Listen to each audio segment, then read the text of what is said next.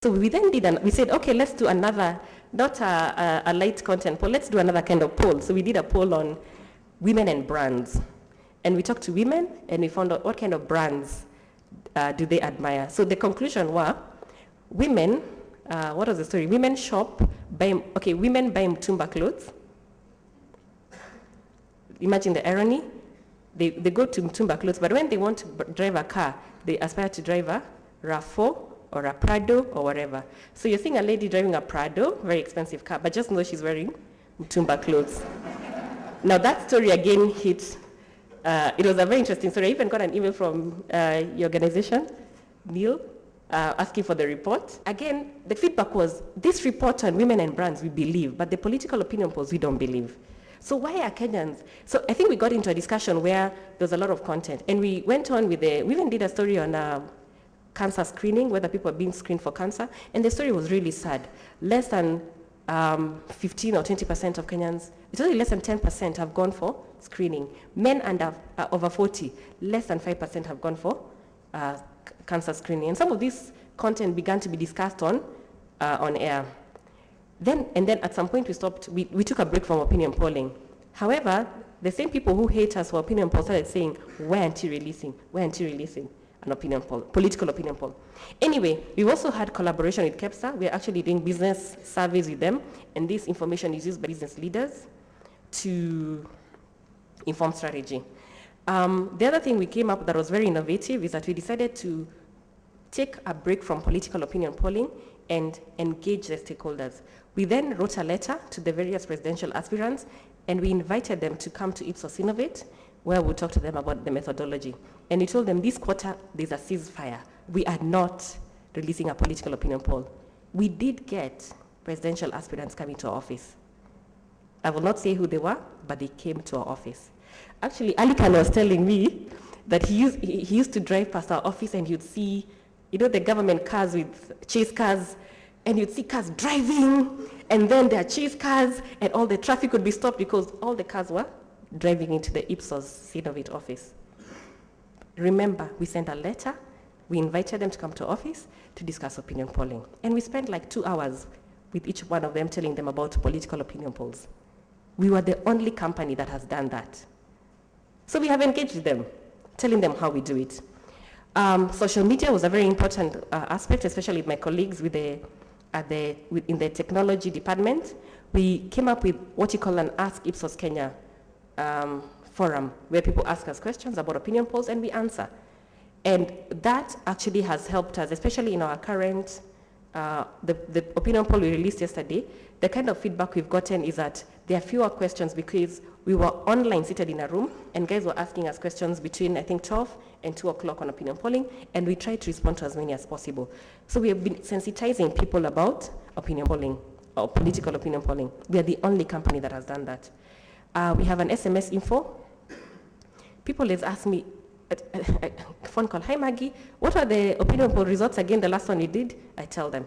2 days later, I get another call. So we decided, this business of I being the mouthpiece for polls is not fair. So we came up with an SMS info line where people can just send a message and they get our latest results. So again, that is an innovation that has not been done before. Okay, the other thing we've done as a company is setting up the research clubs. By the way, for you to be a researcher, there is no school that teaches you how to be a researcher.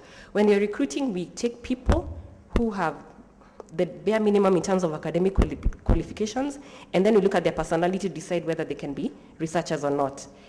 And what we decided to do as a company is begin to train young people on research. So we have research clubs in secondary schools. We go to schools, we help them set up a club, we train them on how to do research, and they do research within their school. Now the research they do within their school should help the school management improve on the school.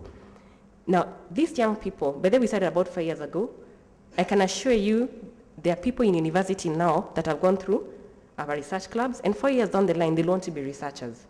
And the kind of studies they do are very interesting. Let me give you one before I move on to my next slide. We did a study. Okay, not we. A school did a study. And the study was basically a study on drug abuse in secondary schools. And they interviewed themselves and asked people, what kind of drugs do you abuse? And you'd imagine that the students are going to say, the drugs abused in school, which is a boarding school, is alcohol, cigarettes. That was not the case. We found out that the young people would go to the sanitarium or the clinic, and they'd say, I'm having a headache. They'd be given 2 Panadols. They would not take the medicine. They'd put it in their pocket. Day 2, they say, I'm still having a headache. Day 3, I'm still having a headache. Now they have 6 pairs of Panadols. They take the 6 pairs of Panadols. They put them in a soda bottle. They shake, and then they drink it, and that concoction gives them a high. That was drug abuse in secondary schools. Where are your painkillers in the house? Think about that. Now, would you have ever imagined that that is the level of drug abuse in a school? No. But that study was innovative in that it showed the school management some of the things that are happening. And that's what you're doing with schools. We're training them how to investigate issues within their environment. Okay, my last section is political opinion polling. I cannot leave this podium until I make a statement about this. Now, we have been polling from 2002. Initially, the way we started polling is because we used to be a member of Gallup, and then we started polling, and eventually the opinion poll culture picked up. If you're going to leave this room with any message about political opinion poll, just know that we accurately predicted the elections in the US. You know the Obama elections? Ipsos Innovate was one of the pollsters that were rated highly in terms of predicting the outcome correctly. In France, 2012. In Nigeria, imagine Nigeria. You know how bad Nigeria is? We actually did a survey that predicted the election outcome. In Kenya, we've done various referendum opinion polls, and we predict them rightly. Now, for the 2007 election, it was very clear in our polls that the difference between the two frontrunners was going to be very small. And when you publish these opinion polls, politicians would say, hell no, the difference between me and my next competitor is like 20%, 30%. And our polls in 2007 were saying the gap is small.